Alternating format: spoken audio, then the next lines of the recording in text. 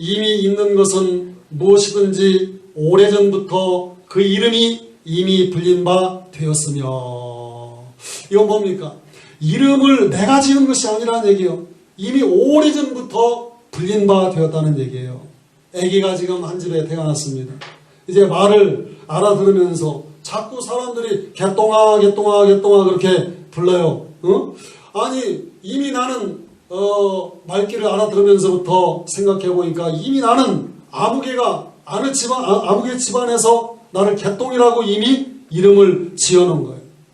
여러분, 이 세상에 인간을 하나님이 창조하시고 아담아 부르는 순간 그 불려진 이름 속에, 하나님의 말씀 한마디 속에 인간의 본성이 다, 본질이 그 안에 그 이름 속에 들어있다는 그런 말씀을 하고 있는 것입니다.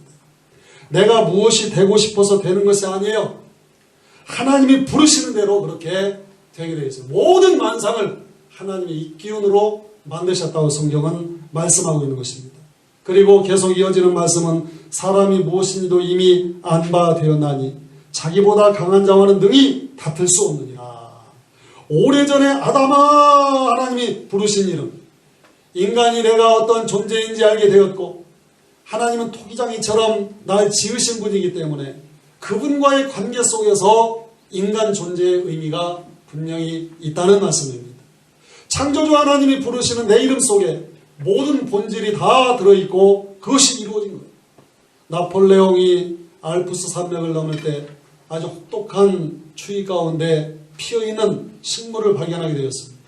너무나 신기해서 말에서 내려서 그 식물을 꺾으려고 허리를 굽히는 순간 적군의 저격수가 쏜 총알이 나폴레옹의 머리를 스치고 지나갔어요. 추위 가운데 피어난 작은 식물 하나로 인해서 역사가 바뀐 거예요. 나폴레옹의 운명이 바뀐 거예요.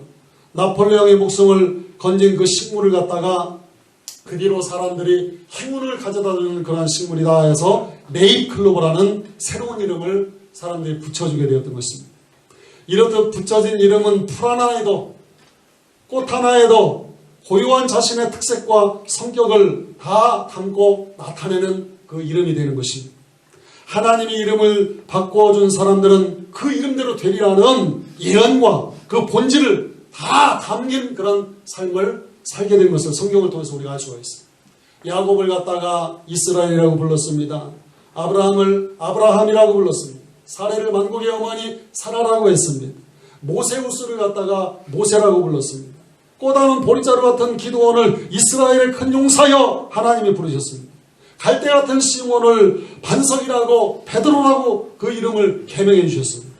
하나님이 부른 이름이 생애 내용을 다 담은 그 한마디에 본질이 되고 말았다는 얘기예요. 하나님은 인간을 만드시고 아담이라고 그렇게 불렀습니다. 아담이라고 하는 이름은 흙에서 취한 자라는 뜻입니다. 흙은 인간의 본질입니다. 재료가 다, 몸뚱이는 다 흙인 것입니다.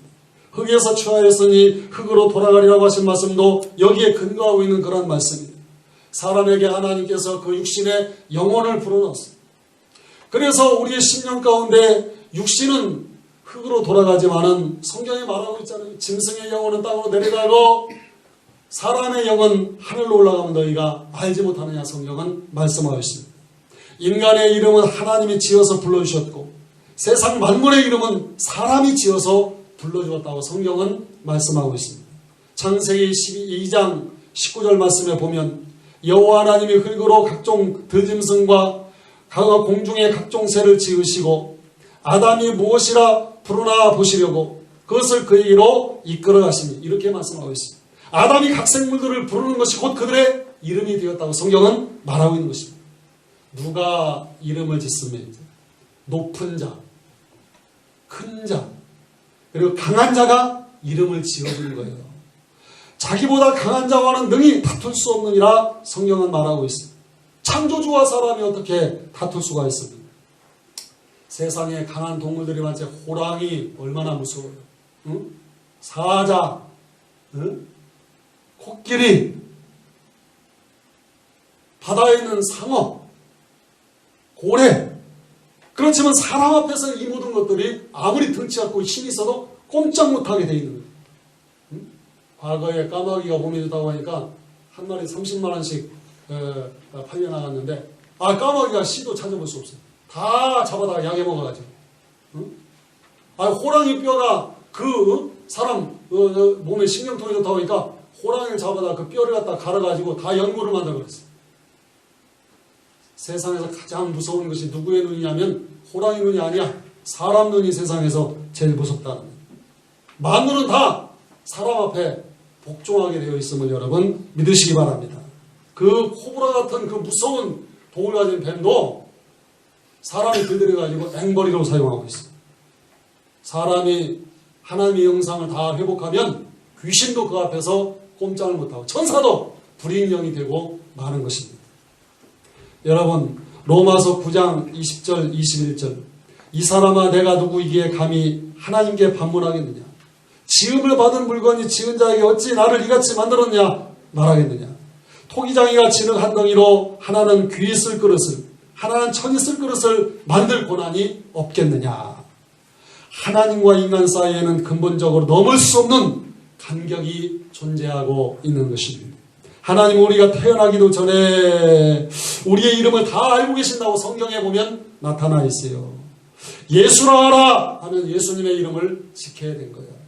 그리고 이삭이라 하라 하면 태어나기도 전에 그 사람의 이름은 이미 이삭이 된 거예요. 네가 무화과나무 아래에서 기도하는 모습을 내가 보았노라. 한 번도 만나보지 못한 나다나에게 주님이 말씀하셨어요. 사케오야 내려오라. 사케오 만나본 적도 없어요. 그러나 주님은 이미 그의 존재를 알고 그의 이름까지 정확하게 알고 그의 이름을 부르신 것을 우리가 알 수 있습니다.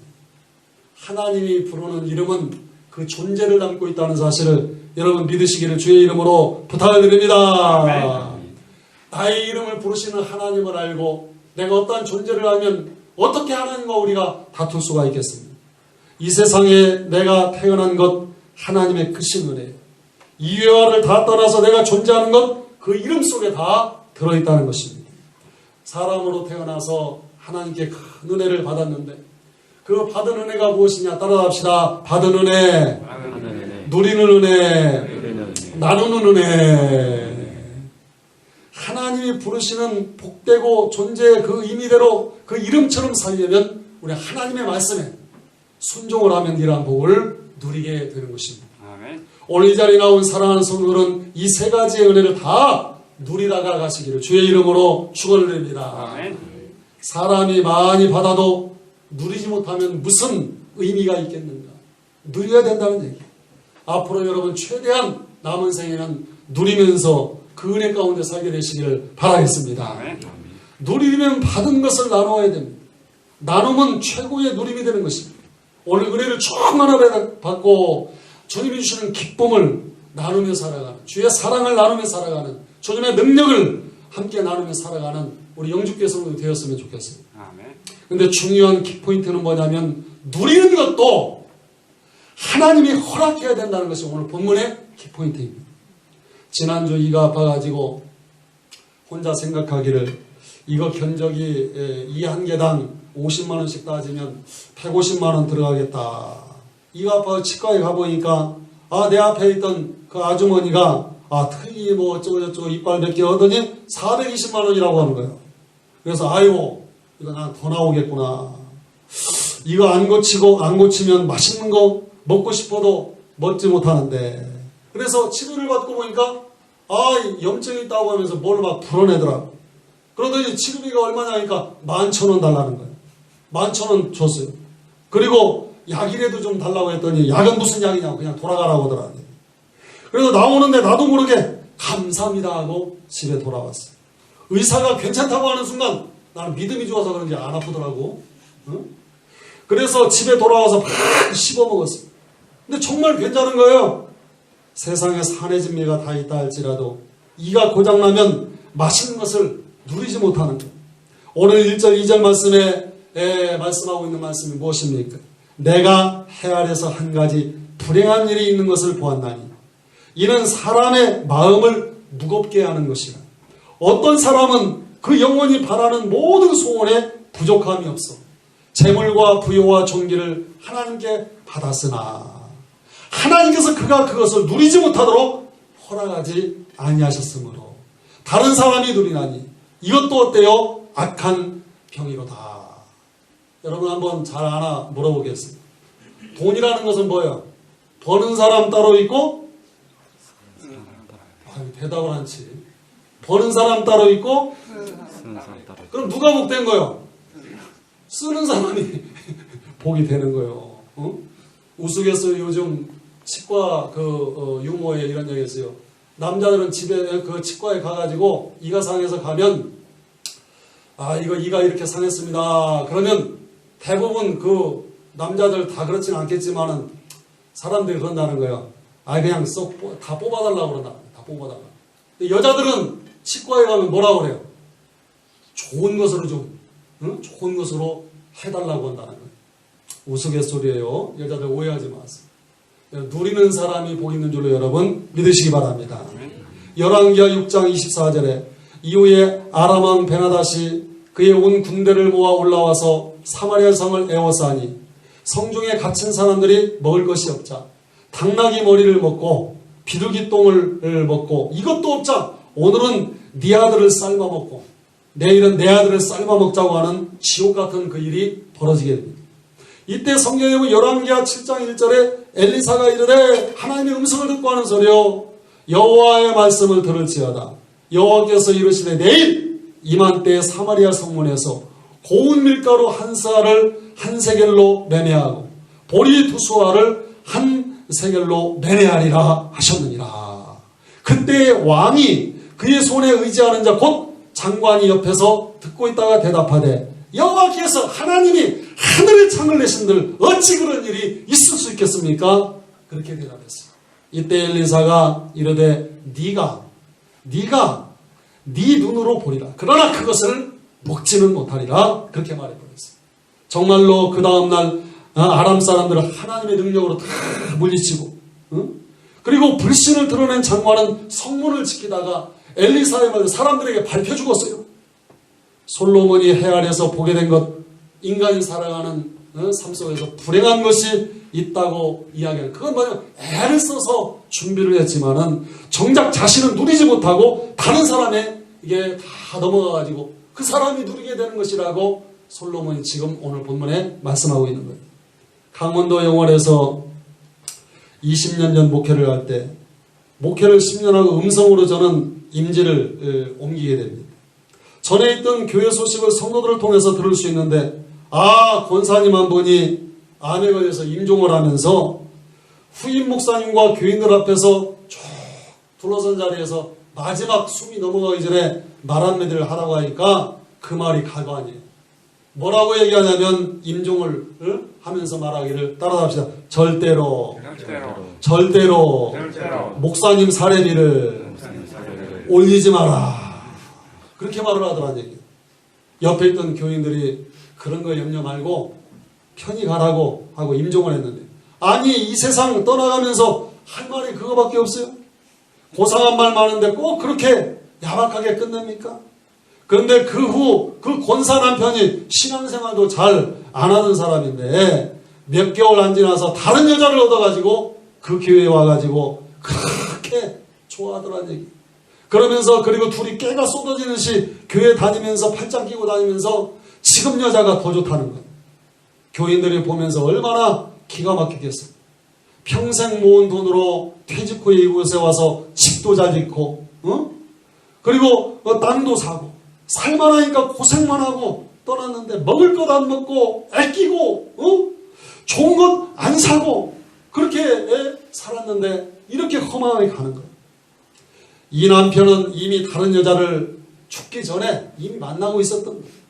근데 더 기가 막힌 것은 뭐냐면 새 여자 데리고 살던 이 남편도 그 권사님 돌아가신 뒤에 깨가 쏟아지게 6개월 다른 여자하고 그 집에 들어가서 살다가 6개월 후에 급사했어요. 지금 저는 얼굴도 이름도 모르는 엉뚱한 사람이 그 집과 그 땅을 소유하고 주인이 되었다는 그러한 얘기예요. 난 이 얘기를 전해 듣고 지지리도 복이 없는 암흑의 권사구나 하는 측은한 마음이 들었어요. 사람이 인생을 살면서 여러분이 인생이 하나님이 주신 은혜를 이 생이 다하도록 부디 다 누리며 살아갈 수 있는 축복이 여러분에게 있기를 하나님이 허락해 주시기를 주의 이름으로 축원을 드립니다. 옆 사람 한 사람씩 전하세요.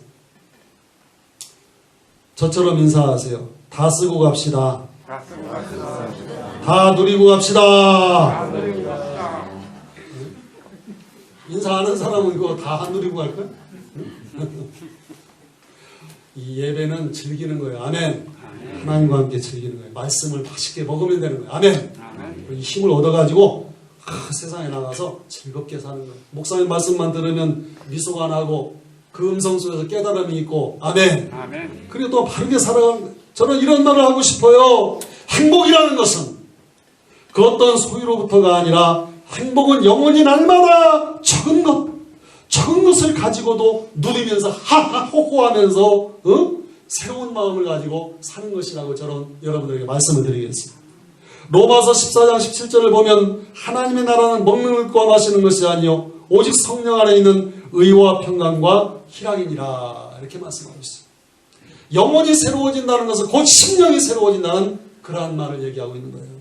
내 영혼이 새로워져서 주님의 마음을 닮아가는 그러한 영육교인들 되시기를 바라겠습니다. 심령의 근본적인 변화가 우리의 심령 가운데 이 시간 일어나야 되는 거예요. 이것은 다시 말하면 하나님의 형상을 가지고 태어난 인간은 하나님이 공급하시는 하늘 양식을 충만하게 받아먹을 때 만족하게 되어 있다는 거예요. 신앙의 선배들은 서로 이렇게 인사했어요. 영의 양식으로 배부르게 하옵소서. 영의 양식으로 살찌기를 원합니다. 그런 말이 있어요. 제가 음성지방 감리사를 10년 전에 했는데 목사님들, 사모님들, 장로님들 내에 다 감리사가 되자마자 버스 2대 빌려가지고 다 초청을 했어요.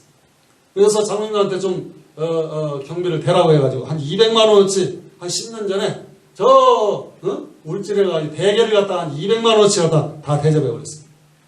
시작할 때 또 끝날 때도 한 200만 원어치 대접했어요. 저도 실컷 먹고 모든 사람들도 막 실컷 먹었어요. 지금도 만나면 어떤 권사는 내 평생에 그 게를 갖다가 그렇게 많이 먹은 게 처음이라는 거예요. 그런데 이 게를 실컷 함께 먹고 대접하고 근데 먹자마자 장로님 지방 장로님 한 분이 하시는 말씀이 배에 허리띠를 탁 풀으면서 말씀하시기를 앞으로 이 지방 감리사님이 하시고 싶은 대로 하십시오. 그래서 2년 동안 평안하게 감리사 잘했어요. 오직 성령 안에서 있는 의와 평강과 희락을 나 혼자 누리는 게 아니요 함께 누리는 거예요. 아멘. 거기에 문제가 없는 거예요. 같이 누리는 거예요. 찬송가 우리 436장을 같이 부를 때 여러분의 심령 가운데 오늘 목사님의 입술을 통해서 전하시는 이 말씀이 참으로 나에게 하시는 말씀이구나. 남은 생에는 정말 누리면서 살아야 되겠다. 주님이시는 의와 평강이 또한 화평이 우리의 삶 가운데 임하기를 원하는 마음으로 이 찬송 1절 2절 박수치면서 우리 찬양하겠습니다.